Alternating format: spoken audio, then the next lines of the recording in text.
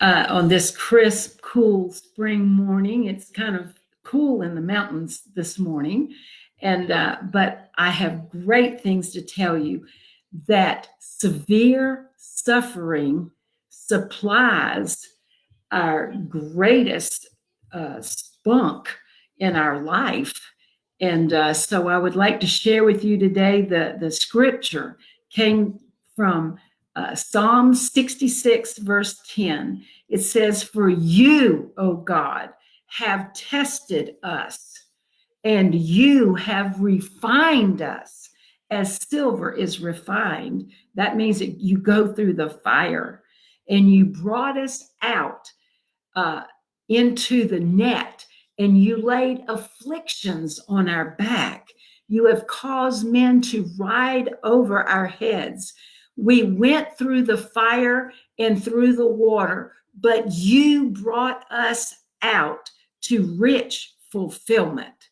And that's what I want to talk about today, how severe suffering does supply the greatest spunk and the greatest blessings that we could ever have. And I wanted to talk about times when my parents were born and my aunt. And my oldest aunt was actually born in 1899, and my mother was the next to the last child. And so she was not born until 1909. And so my aunt was born in 1899, but then the other children came in between, and my mother was born in 1909. And my aunt, which was really not a blood relative of mine, but she was so dear to me in my heart that she had a group of us girls. It was probably 10 to 15 girls that she took in our elementary years. And she taught us about God, and she taught us about ministering to other people. And I want to talk today about my Aunt Tommy and how she went through great severe trials in order to have the spunk that she had. She was a very short woman, and by the time I knew her, she was pleasingly plump, but we loved every part of her. And she was in her 60s when I was in elementary school. And this is when most of these things happened, what the end of the story will be. And so I want to tell you, she was born in 1907. And she was a couple of years older than my mother, but she was actually my mother's best friend. She lived to be 104 years old. And I tell you, she was vibrant even until the day she died. The pastor said at her funeral that the Sunday before she died, she was in church doing her usual duties at 100, almost 104 years old, just a few days from 104. And she fell a couple of days after that. And within 2 days, she had died. But we actually buried her on her 104th birthday. And I would just like to share with you just a tiny bit of what happened at the funeral. She wanted her son to hire a New Orleans jazz band for her funeral. The church was packed out to a hilt. It was a very large church, very large. And people were standing around the walls. It was that many people. And the family came walking in to when the saints go marching in. And before the service started, they were playing "When the Roll is Called Up Yonder" and all these real jazzy songs that were actually sung in church at that time. But we were all clapping and going on, and we felt so joyous because we knew that that's what Aunt Tommy would have wanted. She was an extremely joyous person all during her life. But let me share with you the severe suffering that Aunt Tommy and my parents went through. And it started out when in World War One, started in 1917 and lasted a couple of years. And I want to tell you that 22 million people perished during that war. And just at the end of World War One, then the Spanish flu came along, and it killed 50 million people within 2 years, and it lasted 2 years. And then no wonder the people, even with that, when the 20s came along, they had the roaring 20s. It was like everybody had to sing, everybody had to laugh because of the great tragedies that had already just happened. And then at the end of the 1920s, in 1929, was the Great Depression. And my mother just started teaching as the Great Depression hit. And she tells me stories, and she told me stories, she's dead now, about teaching, and her little children in her school did not have shoes to wear to school. And one family, she bought shoes for them, and it was tennis shoes. And the little child took them home, wore them home that day, and they were so proud of their new shoes. But the dad came home drunk that night, and he was a proud person. He threw them into the fire and burned up those shoes, even though the child needed them desperately. That's what kind of times were going on at that time. But my Aunt Tommy also had her first child during the Great Depression. And she then, after the Great Depression, came World War II. And our country got into the early 40s. And in the 75 million people died during World War II in the whole war.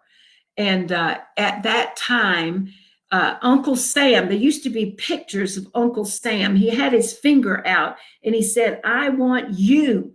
Not only was he talking to the men, but during World War II, he was talking to the women. So the women had to go to work. The men, most of the young men were at war. And the women had to go to factories to make things. The women had to provide the tools for the men to fight with in war. My Aunt Tommy was one of the women who built and launched a Liberty ship during World War II with all women. Not one male hand ever touched the construction or the launching of that ship. That is how much spunk my Aunt Tommy had. And she was quite a fighter. And the country was in turmoil, of course. And then after World War II, we get into the Cold War, which affected my life, which had some stories already, and I'm going to give some more stories about how the Cold War affected me and made me conscious of Russia to a great extent that it became a ministry in my life, but I'll tell that later. But during World War II, then the Cold War happened. We had many Cuban crises. Cuba was terrible at that time. Castro had been educated in Russia, and he was a communist and had quite a government. And of course, it was down just south of us slightly. And so it was a great fear during the early 1950s. And 1950 to 53 was the Korean War, and it had great tragedies in that. There were 5 million people that died during the Korean War. And one of my cousins fought in the Korean War. And then later comes the Vietnam War. The first casualty in Vietnam was in 1955, as set by the Vietnam War Memorial. says that. And that war lasted for 20 years, and millions upon millions were killed in that war also. And of course, we've had Desert Storm and all these other conflicts in the Middle East since that time. But those great hardships produced something inside of those people that made their spunk be stiff as steel, and they were willing to fight. They were willing to keep up the cause. They were willing to pass it on to me and to the next generation. And when I was young, Aunt Tommy took a group of us girls, taught us how to go, taught us even about the Lord. The name of the organization was the King's Daughters and Sons. And so we had children that learned about the word. That was the first thing they did. Then she taught us how to go out to nursing homes. And I had to pick one patient that I wanted to be with. And my one patient was called Billy. He was a 16-year-old child that had a hydrocephalic head. His head was so big from birth that he could not even lift it off of the pillow at all at the time that I knew him. I spent many years with Billy. I made crafts and took it and put it all over Billy's walls.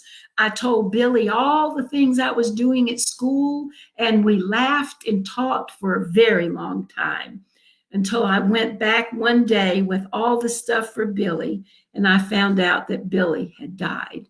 That was very sad. But that was one of the things that Aunt Tommy taught us.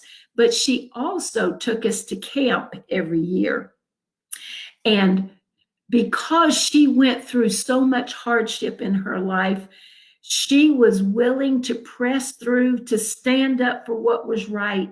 And she took us to camp a certain year. And it was a very hard time for us girls. I will tell you about that tomorrow. But I just wanted to relate to you today how great, severe tragedies and suffering in life brings good character. God works in us, makes us stronger through those tragedies in life. So don't ever balk at tragedy. Say there's got to be a silver lining on the other side. There's joy in tragedy. It may not come right away, but it will come. And because of the severe suffering that produced stiff as steel spunk in my Aunt Tommy, had brought the greatest blessing of my life. So tune in tomorrow to find out what the greatest blessing of my life was. Thank you.